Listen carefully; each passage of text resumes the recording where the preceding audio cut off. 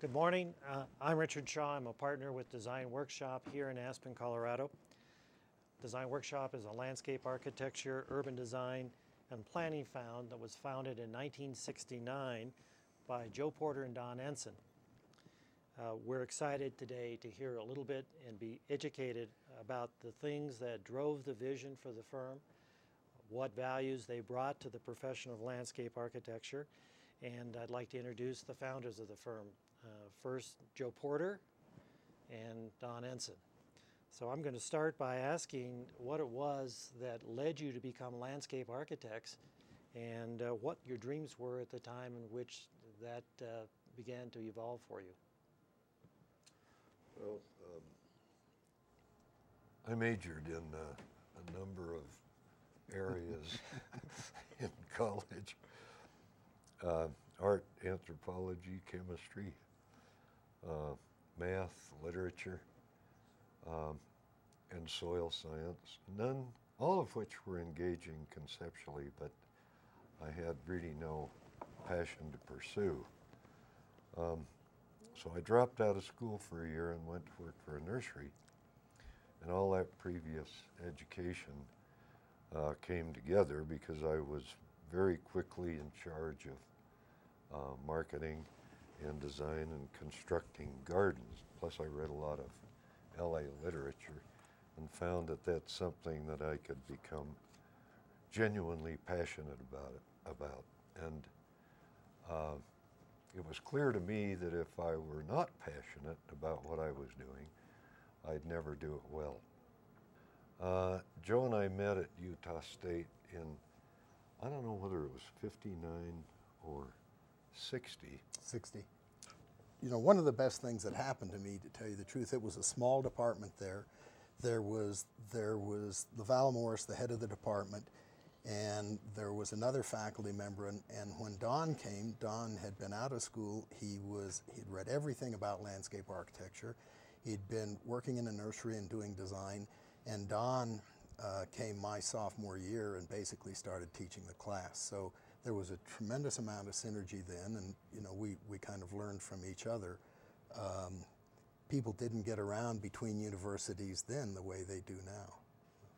Well, both of you pursued an academic career before Design Workshop, and Design Workshop really has had the benefit of the ideas of academia and an intellectual underpinning that has supported the work for a long time. Could you talk to us a little bit about how your roles and careers as professors of landscape architecture and your commitment to teaching ultimately had an effect on Design Workshop? Yeah, we decided when we were at Utah State that we were going to have a business together sometime. I think when we went away to school, and Don went to the University of Michigan, I went to the University of Illinois, then I went to LSU to teach, and in that process we really got exposed to the rest of the world and the potential. So we went to those various places and then came together to teach at North Carolina State where Don was teaching. And in the early days, I think there were a couple of things. We were influenced by the university. The large firms like the Sasaki office were established as designers. And I think from day one, we just had an interest in applying landscape architecture at a broader, more holistic scale. And we didn't have a clue what that meant at the time. It just meant taking ideas and doing something with them and doing things that people hadn't done before.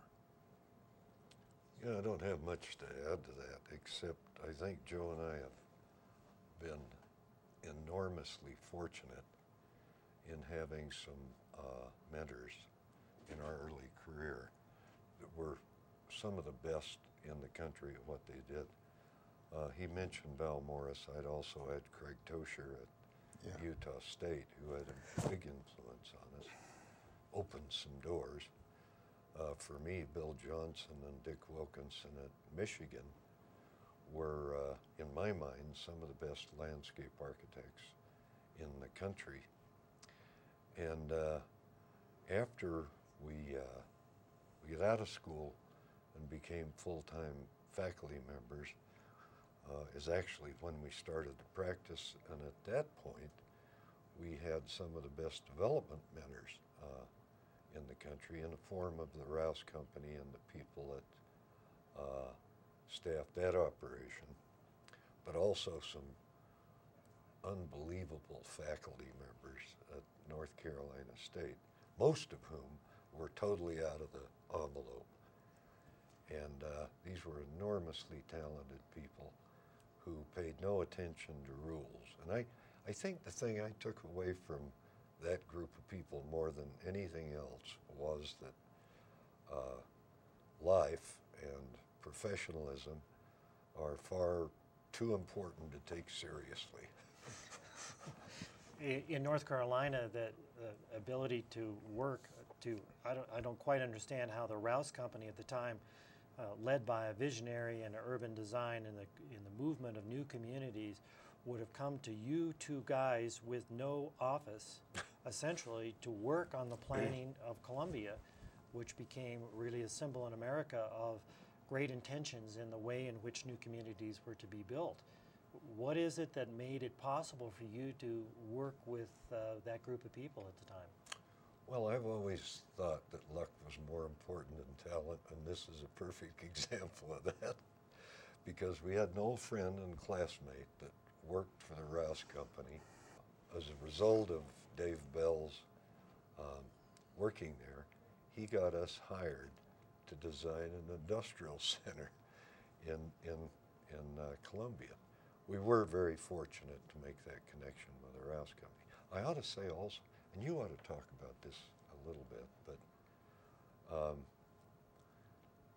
the Rouse Company saw something in us that prompted them to let us come to the Urban Life Institute for their courses in development, which was a program that they institutionalized to communicate their development expertise to outside developers, and it was enormously valuable for Joe and I. Yeah, we wanted to practice landscape architecture. We were teaching and practicing, and we were absorbing anything. We didn't know we would do anything. I've always joked, if somebody walked in with a toothache, they had to be careful because we would, we'd pull their tooth. And when we had an opportunity to work with the Rouse Company, we just engaged with the Rouse Company and took advantage of their programs and got to know them. Design Workshop, the whole history of Design Workshop has been based on relationships. And we connected with people and participated in the Urban Life Center.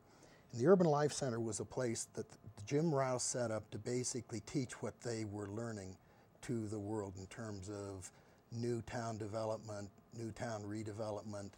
And so they had all of these conferences. It was just exactly like ULI. They had all of these conferences and these programs, and we went to all of them.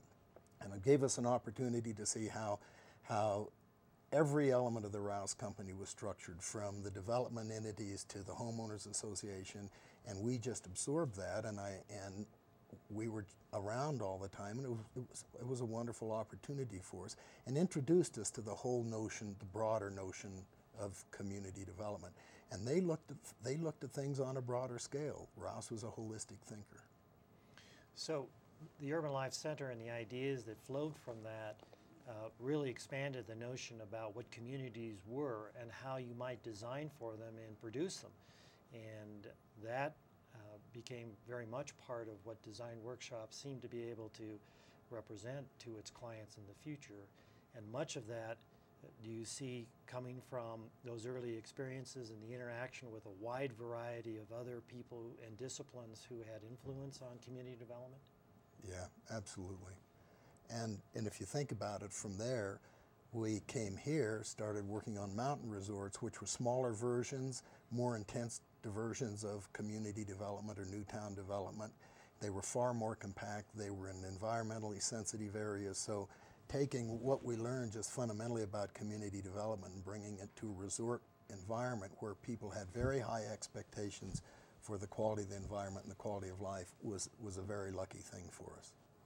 Just to add one thing, is that the people we were working with at the Rouse Company were remarkable in terms of their capabilities, but they were also remarkable in terms of their fun factor.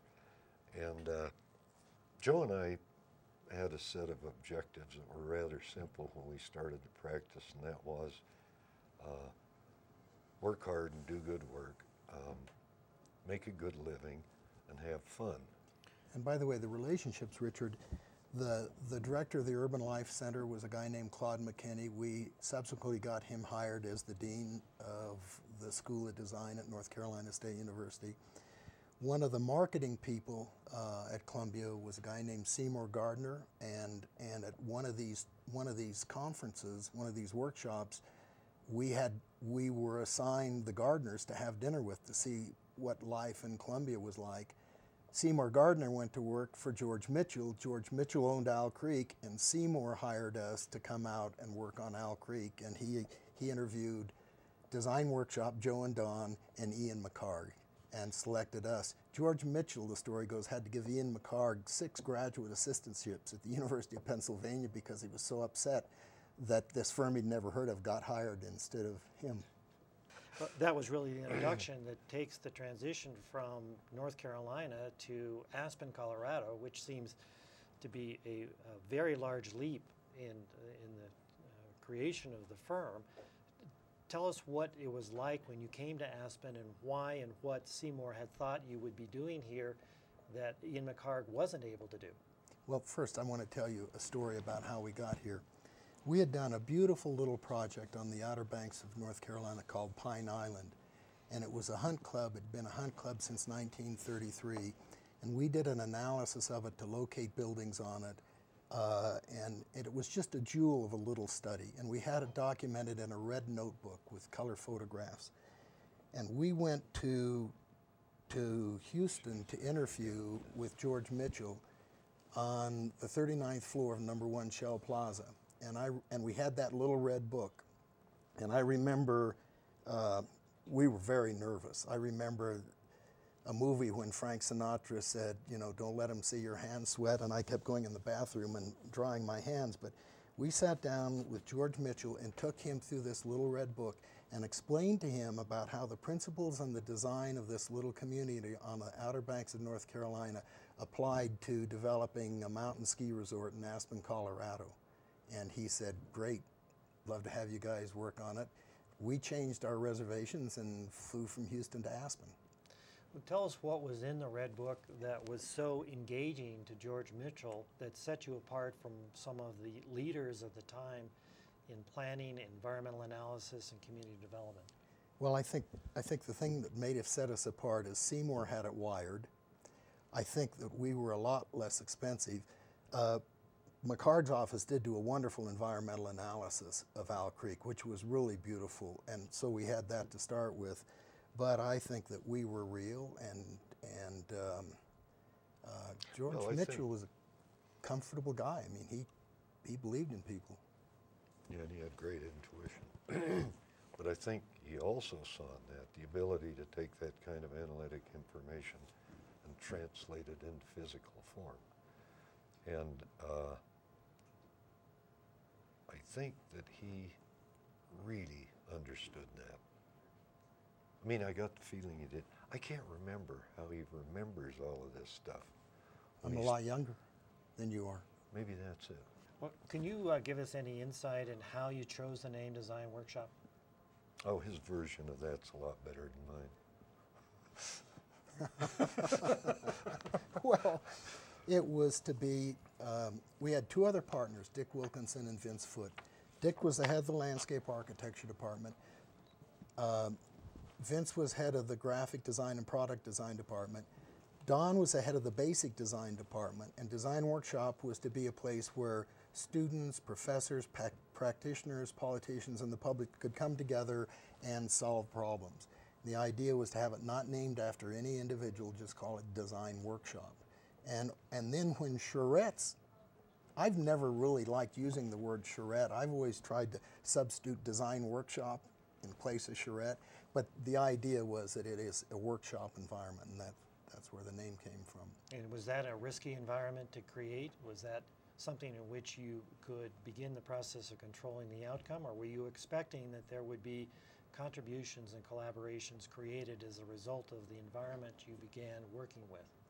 One of the valuable lessons we learned at the Rouse Company was that they purposely restructured their project teams so that you might be a project manager on one team, an engineer on another team, and responsible as an accountant on another team.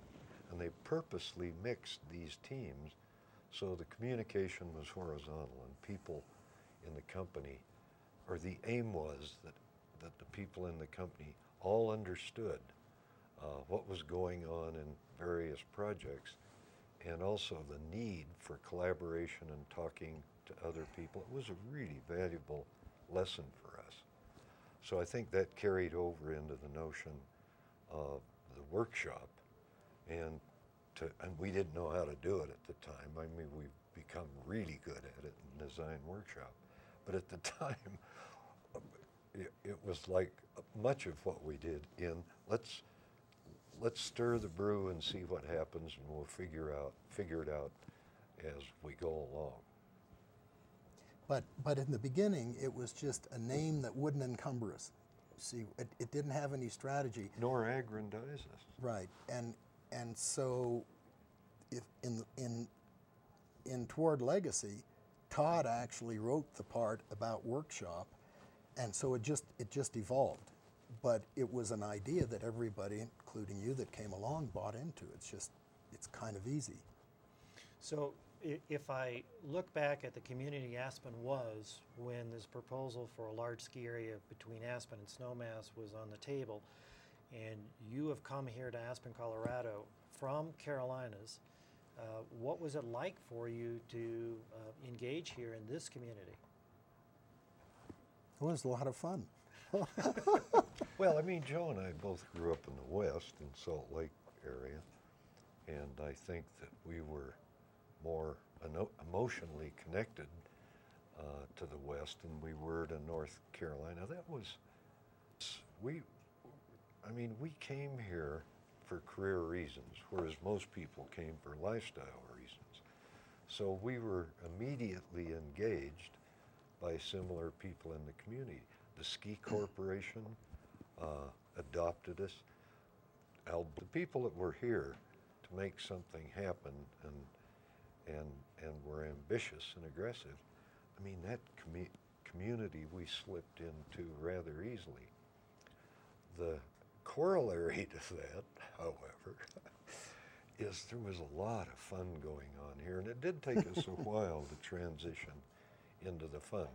But via some other professionals like Larry Yaw and his Jim Copeland and Tim Eggman and Finholm, those people engaged us in the fun and interest and recreation of the community. So from my perspective, at least, the transition into Aspen was a very comfortable, sort of easy one. We went around and talked to everybody. We proposed a ski area and a resort in the meadow on the Burnt Mountain side of Owl Creek for 3,125 dwelling units. It was an auto-free environment. It was served by transit. It was absolutely surrounded by open space, had a wildlife corridor, everything that everybody would ever model. And we talked to everybody about it and had members of the community come look at it. And of course, this was it was before the growth management plan, but it had already been changed to a no or limited growth community. And I think we got them literally to look at whether it made sense for Snowmass to build out or to start another area. And they determined, probably rightfully so, that it made sense for Snowmass to build out. But during that period of time, Joe Edwards said, yeah, you guys come in and talk to me all the time, and the answer's no, and and I'll be here when you're gone, but you'll be gone. And I've reminded him of that since then. And Dwight is still a good friend. Al Bloomquist, while we were doing all of this, hired us to do the terminal site plan for the airport, but he didn't tell Joe and Dwight who we were. So when we went to present it to them, Joe Edwards said, these are the guys you've got working on the airport? So it was a fun time, and we met a lot of people, and didn't get the 3,125 units, but Mitchell Company did pretty well. Well, the politics of the time were explosive, to say the least, as a whole series of new ideas were being brought into the county and the city about growth management plan and community development, what it should look like. Did you engage in other political discussions and represent other people who had political agendas to follow through with at that time, other proposals or other local communities? We had stayed here for 6 months. That's really a good point. And the Aspen Skiing Corporation was looking for new ski areas, and had identified early winters and had Jerry Bland up there on the ground. And Seymour Gardner told Darcy that they were going to put Owl Creek on hold and that we were going to be leaving. And Darcy called and said, I understand you're going to be leaving. Would you like to work on early winter? How long would it take you to get me a proposal? And the next day at noon, we had a proposal on his desk for $60,000, and he hired us on the site, and Pip and I started looking for a house. And so, from the experiences that you had learned in Aspen, having very little knowledge at all about how destination resorts functioned and what they could be and what kind of environment they were, you were able to take those ideas that you had learned in the Owl Creek process, and then that became the first example of going outside of this valley and beginning to take that idea and that set of principles and applying it to other projects. Yeah, there weren't a lot of people designing resorts at that time. There was snow engineering.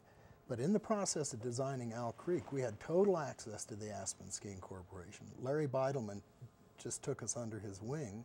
He was the planner for the Aspen Skiing Corporation. He took us under his wing, gave us just a tremendous amount of information.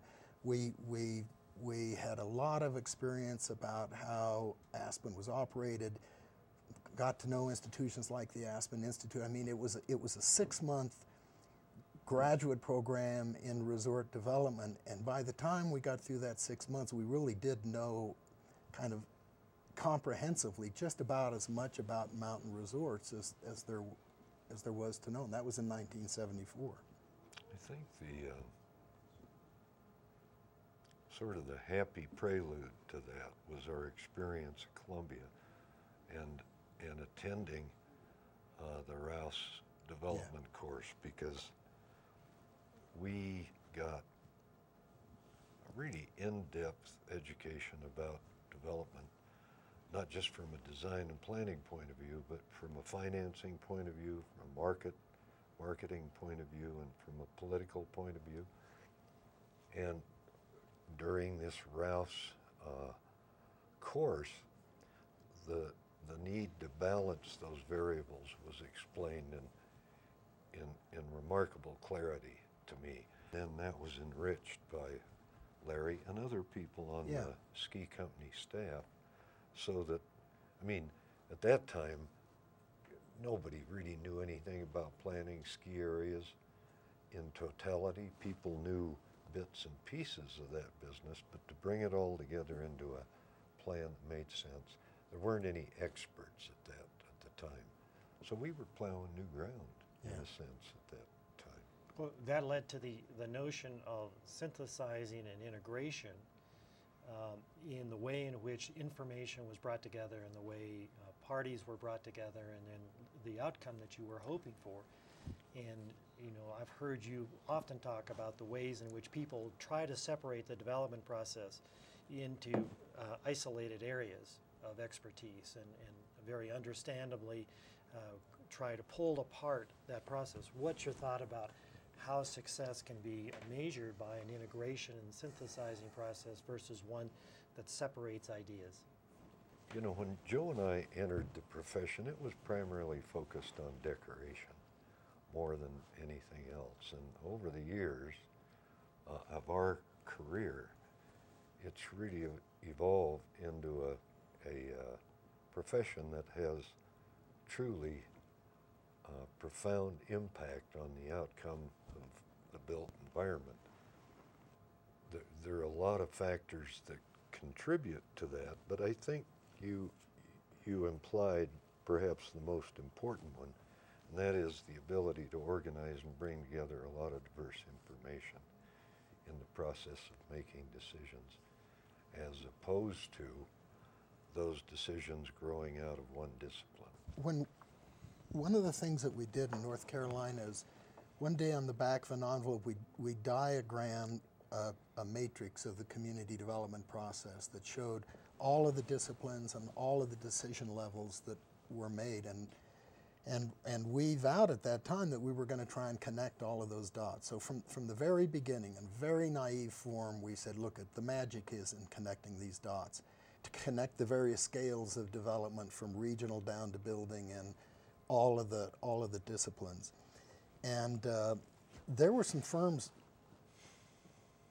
you know, that had been established, like the Sasaki firm, that were doing more than decoration. They were really doing deep design of cities and urban environments.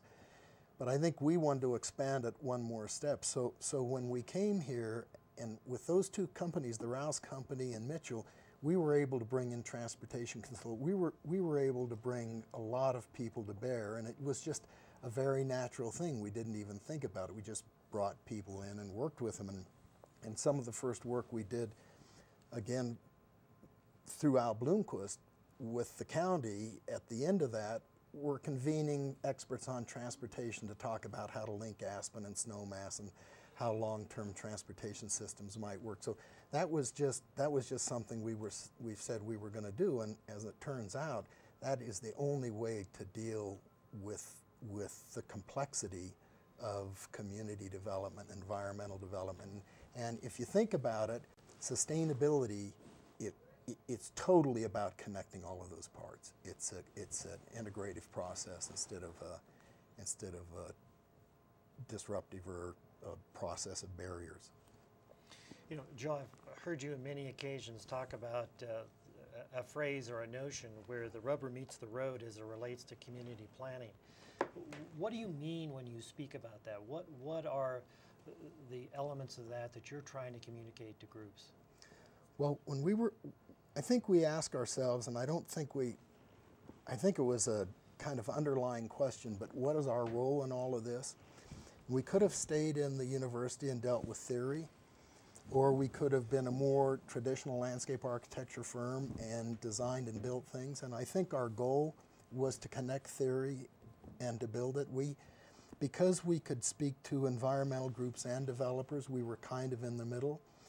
And so when the rubber meets the road, that means taking those ideas, those concepts, that theory, and they're always evolving, and turning them into bricks and mortar. And I think we started at on the planning edge when we first started the firm, because we had to deal with that overall concept. And you know, when you joined us, one of the things you brought to it was getting it built. So it always refers to that, starting, you know, with whatever today's smart growth or issue, or at one point in time trails and open space, whatever the issue is of the day, and getting it on the ground in an exemplary way.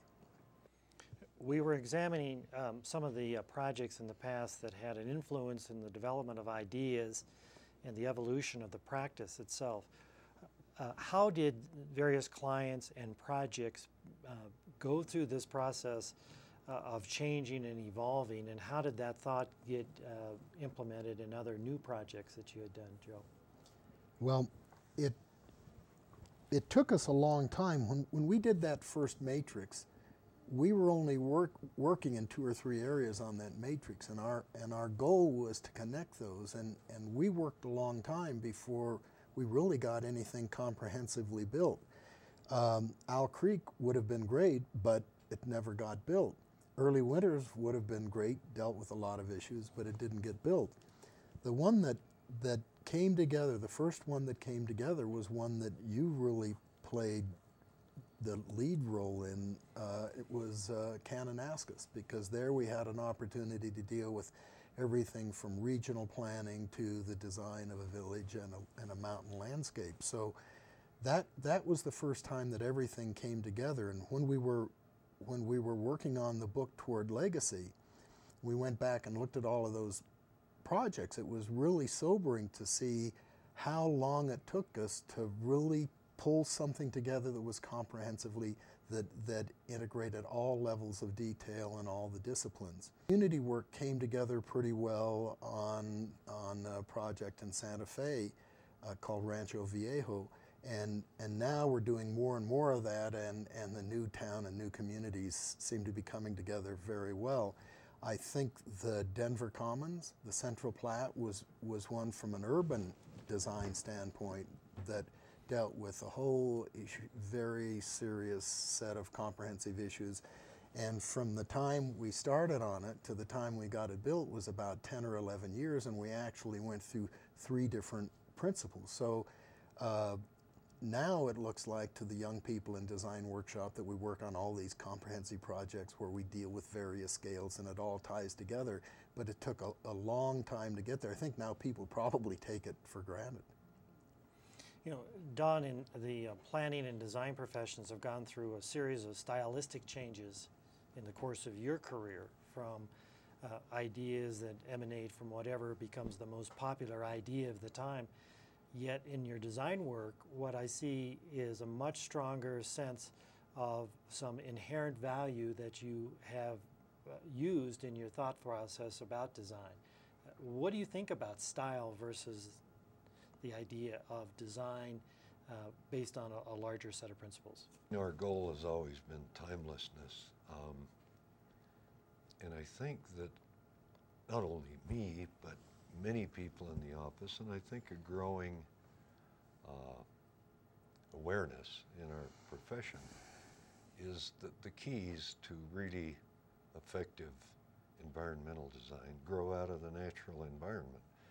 And it started, which is essentially acknowledgement that nature is more process oriented than it is form-centric. And that's sort of an academic way of saying that I think our work is more derived from fact and information and a solid base of understanding than it is from a preconceived form. And I think stylistic design tends to grow out of a preconceived form that tends or attempts to drive the process at arriving at a conclusion. And that may sound kind of Byzantine, I guess it is, but I think that a key strength of our company and our process is that our solutions are much more loaded toward growing out of fact and information and real constraints than they are out of preconceived forms. So to the extent that creates timelessness, which I think is a key component of timelessness, it is fundamental to our work, and I hope it remains that way. You know, we were in Italy last year for a whole month, and both of us was that these wonderful places really did grow out of real concerns of the time, obvious military concerns, but also the food supply, the concern about consuming agricultural land and keeping it proximate because they didn't have the luxury of semi-trucks and trains, water source, conserving water. So a lot of the genesis of those communities was based in fact and reality and real economic concerns of the time. And I think we've done a pretty good job, and we're still in the process of becoming much better at that. I think we've done a pretty good job of creating a situation where our planning and design efforts grow out of those very real issues. A pretty powerful underpinning of design workshops, a method of working, and it has in it, I think, embedded in it very strongly the notion that the process has relevance to the outcome. And Joe, you've always spoken about what process means and what the right process is about. Would you articulate what that process is and how universal you believe it has application? Can be defeating. So I think it's a fine line between a process that gets it done and a process that just talks about it. And I think that the process, issues are very complex now, particularly on a community level. I think management is, managing that process is an art form in itself. It's a discipline. And I think Design Workshop has dealt with complexity pretty well. We have had, Design Workshop has had people do kind of client surveys to see where Design Workshop's strength is, and I think that being able to manage complexity, at least in our profession, relative to our profession, has been a positive. I think that certainly doesn't come from Don and me. I think it comes from people. You mean we're not superbly organized? Not superb managers? Well, I don't think we get up every morning living to manage, okay?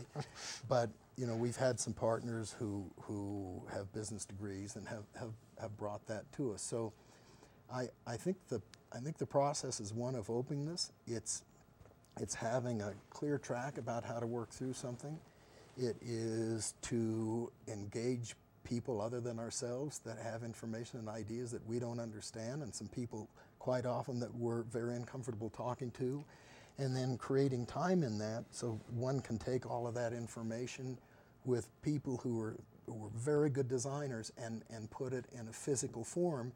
And then there's the technology of how do you actually get that built, and then there's the process of how do you manage it and how is it governed over a long period of time. So it's pretty inclusive.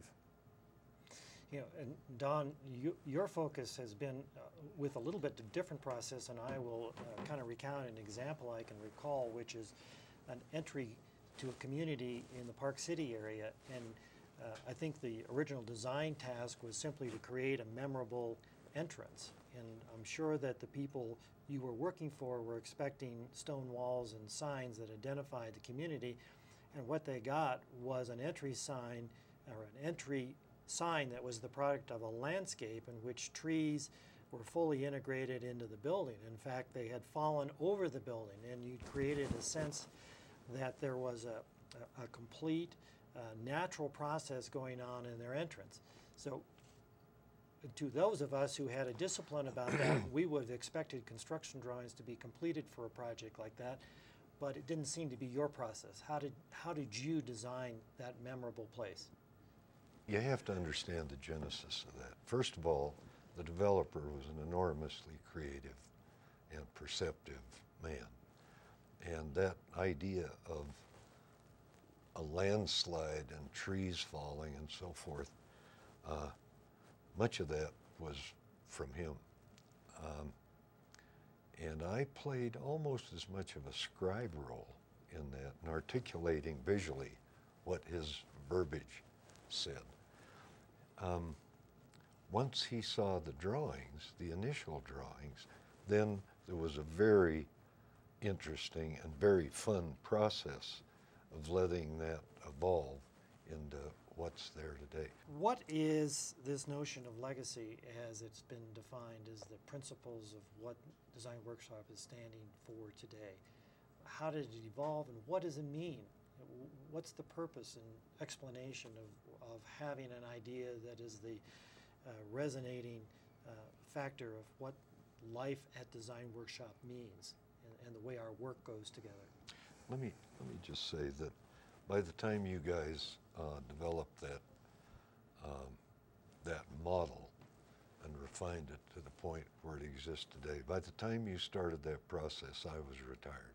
So I wasn't going to the partners meetings, which was one of my major objectives in retiring. I watched and listened to the evolution of that legacy framework, and I have to tell you that it felt so intuitively right to me that I really felt like I had nothing to add to it. It's almost as though somebody articulates your fuzzy thoughts and makes them clear, and you say, ah, yeah, that's what I meant.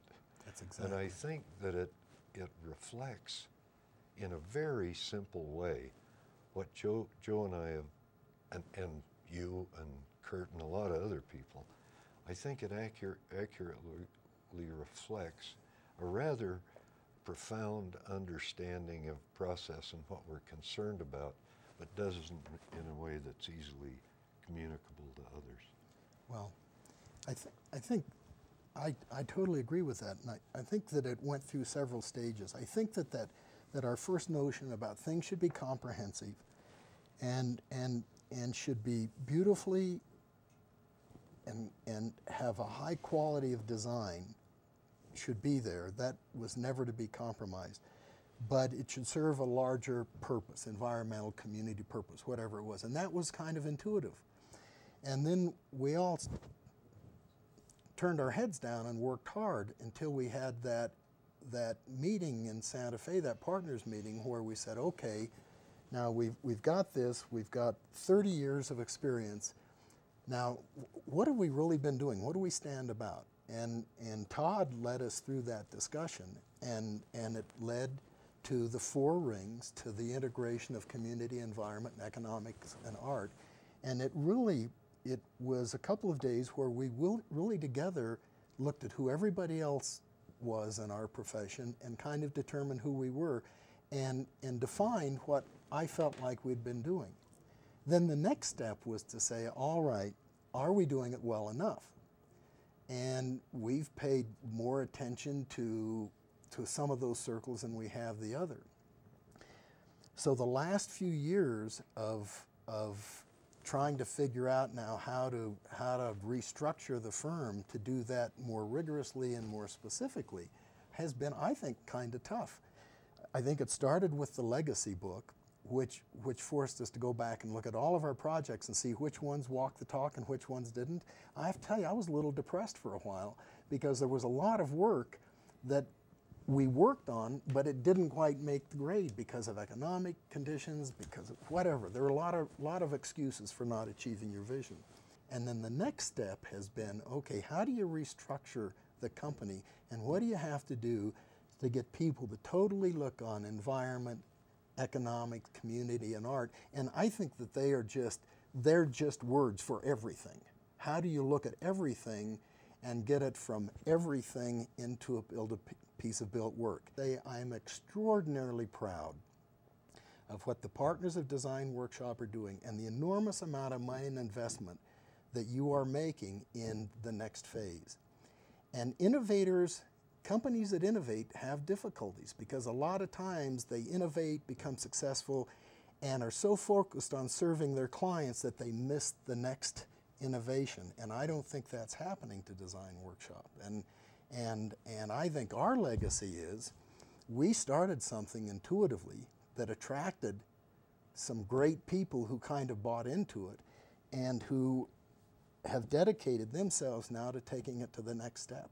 And I could just kind of die and go to wherever you go, because the fact that you're retired is the reason why it's in the shape that it is. I know. There's a message and the there. same thing for me. Get out of their way. But I couldn't agree more with Joe, because not only did the company create this conceptual structure, but it has led to the evolution of the administration of the company and the reorganization of the company. So it's not just an idea anymore. It's a report card for how we're doing and a way to really structure our efforts to make sure all that stuff happens. And I'll tell you, I've watched all of this happen from the outside looking in, and I, like Joe, I couldn't be prouder of the fact that it is happening. It's continuing. Yeah. Kurt forced us to change the business structure. And so we went from basically a design firm to developing the business model, which is the organization and financial framework that you have to have to do what we wanted to do. And if you remember, in one of those partner meetings, we decided that Design Workshop should outlive the founders. This platform, now we've got the capacity to do a new set of things, and that one was one of the toughest, if you think, and still ongoing. I think absent that, we would not have been able to address the kinds of, you know, enormous projects that we've been able to participate in. But my role in those projects has always been on a project basis, not in thinking out in the future how to construct a management structure to accommodate those, but for which I'm enormously grateful. There are a few natural teachers, and I think, Don, you have demonstrated throughout your career that you have the attributes of an excellent teacher. And all of us have been the beneficiary of your patience and your confidence and your willingness to sit down on a one-to-one level and talk about the project and talk about it in terms that allow people to succeed on their own. How does a contribution like that get measured in the future? How do we continue to encourage the mentorship and the teacher in all of us to help others succeed at what we believe is a good thing? Well, I think the most important component of that is to hire the best and the brightest, and people that have their own initiative. I think another important component of it is a willingness on the part of the partners and the whole leadership of the company to not only allow mistakes, but to even encourage mistakes, because if you're not making mistakes, you're probably not innovating. And I think we've developed as a culture an attitude about a mistake is a good thing if you learn from it. But then the things that have been institutionalized are simply magnificent. DU, Design U, and the willingness for us to take the resources to create an internal educational program that really does facilitate people's interests and desires. And then I think I just implied the fourth thing, and that is to hire aggressive, ambitious, smart people, but then provide them a framework so that they can excel in their own terms. And I think we've always made an effort to try and accommodate people's individual interests and create a context for them to pursue those interests. I'm going to switch to kind of a look at the future, and particularly where we stand at this point in both the global environmental crisis that's in front of us and the contribution that you believe has to be made by so many people. How do we go about adapting Design Workshop and the world at large to the possibility of engaging in a sustainable future?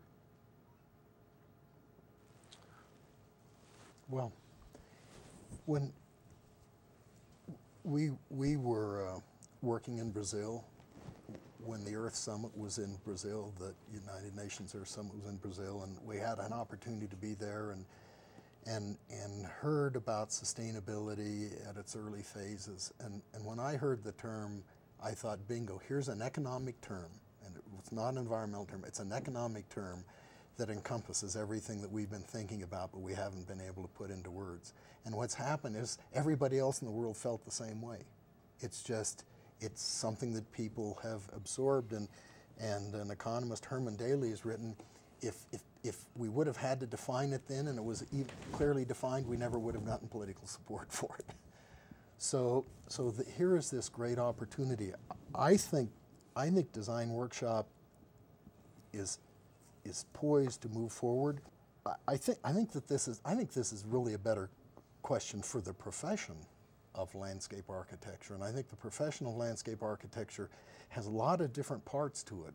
One of its strengths, one of its weaknesses over the years is there are so many different aspects to it. It's so broad that it's hard to kind of define it. A lot of people out there talking about this now, and when you really drill down and see who's walking it, there really aren't very many people walking it. It really is the task of getting an idea from kind of a global concept of what the future should be to bricks and mortar. And it's different in every community. Aspen has a set of history. Aspen and Boulder and Denver have a history and some experience in trying to do things that Phoenix and Las Vegas don't, and other parts of the world don't. So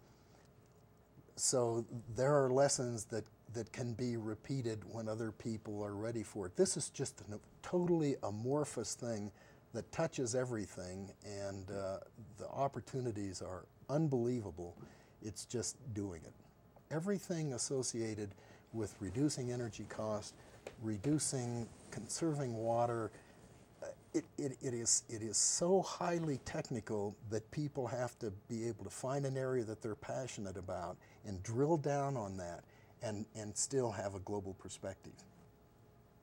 So if I were to ask you, after the view of your careers over the last 50 years, what advice you have to a young landscape architect beginning their career at this point in time, what would you offer as words of advice and wisdom to that beginning point in their career? Pay attention, you get a good education, you work hard, you play hard, and you think about how to relate things as opposed to how to take them apart. And then make your life and your work and your concerns seamless, so it's all one thing. It's all of a same color. And I don't, I think that's true for anybody in any age, in any situation. I wouldn't have any particular advice to a young professional other than that. But if somebody wanted to do the kind of thing that we're doing, I think that there are two things that they might think about. One is to find an area of the profession that they had a passion for, because this is a lot of work and it's a hard thing to do if you don't have a passion for it.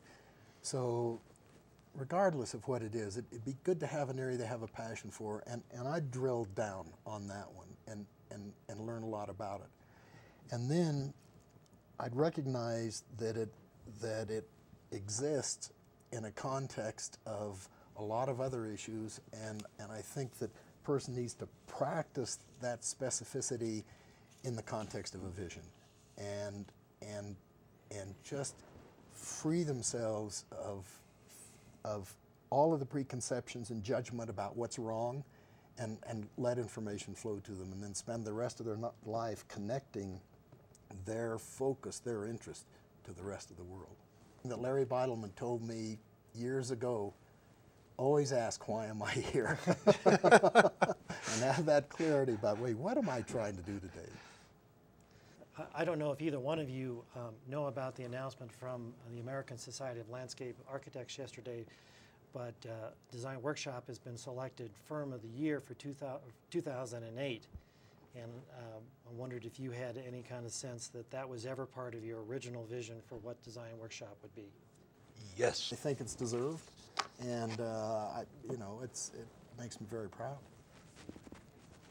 Do you consider that your legacy? I would be most pleased if my legacy was do great work, make a good living, and have fun. And I think if that stays in place, everything will be fine.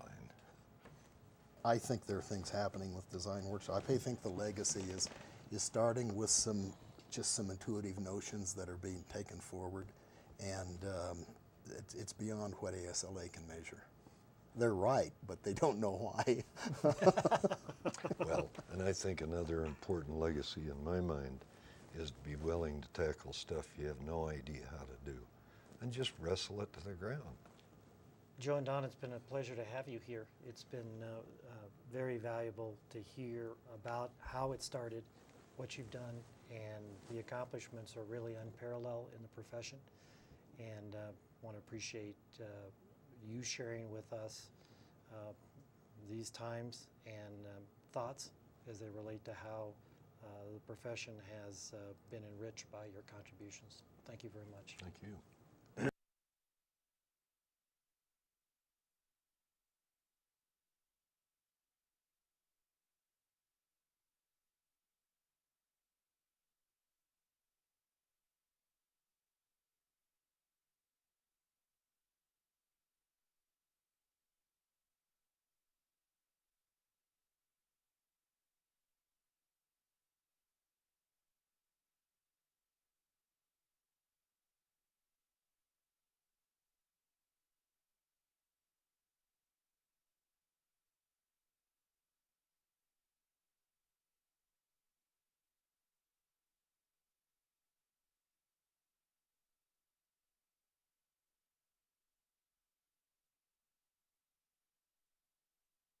So as a professor, you always look to engage in real life problems for the Wait, students. time out. We got to take a pee break.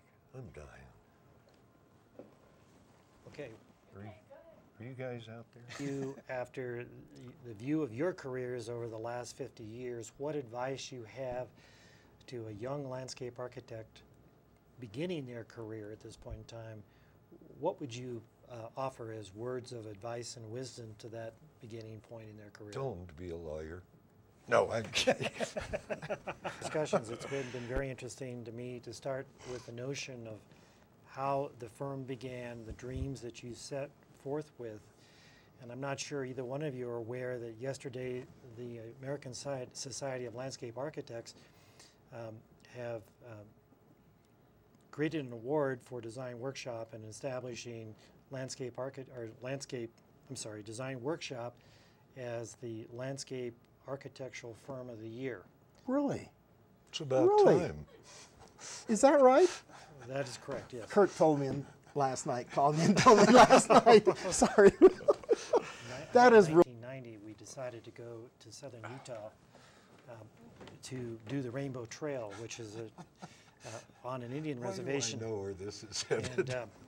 And since you were sitting next to me at the briefing where they described the fact that no alcoholic beverages were allowed on the Indian reservation for obvious reasons, we all agreed, and we actually signed affidavits that we weren't going to be drinking while we were on this trip. And yet, if I recall, the first night that we arrived at the campsite, when your sleeping bag was unfolded and came out of its stuff sack, so did quite a bit of bourbon. Is that true? Scotch. Or was that not true? I think it was Irish. Was it? That is, I acknowledge that that's true. But I also want it to be noted that all of you that signed that agreement helped me drink it. There were some incidents. I think they're only rumor. I've never actually seen this to be true or documented in videos and films. But did we have retreats that are memorable as a firm? Well, the real memorable ones I can't remember.